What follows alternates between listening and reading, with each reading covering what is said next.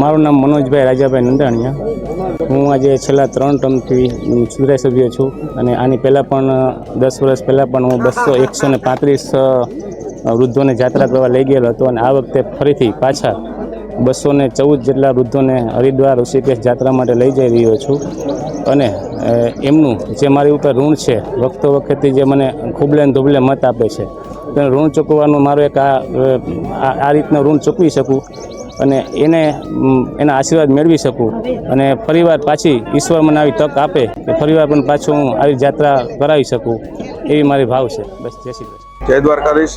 આજ રોજ નગરપાલિકાના પૂર્વ સભ્ય મનોજભાઈ નંદાણીયા તથા હાલના સભ્ય લાખીબેન મનોજભાઈ નંદાણીયા દ્વારા પૂર્વમાં પણ જાત્રા માટે વૃદ્ધોને લઈ જવામાં આવ્યા હતા। ઘણીવાર એને લઈ ગયા છે, પોતાના ખર્ચે જાત્રા લઈ જાય છે। ત્યારે આજરોજ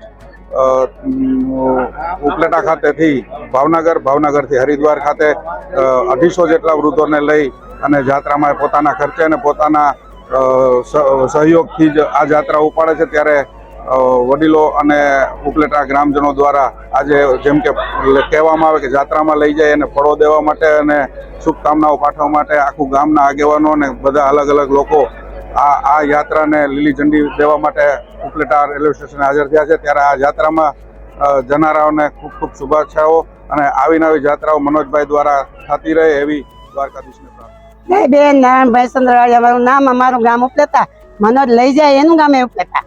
અમે બધા સાથે લઈને જાય છે, એને બહુ સેવા ભાવીથી ભાઈ છે અમારો મનોજ। હંધાઈને લઈ જાય ને હંધાઈની સેવા કરે ને બીજી વાર જાય છે જાત્રામાં।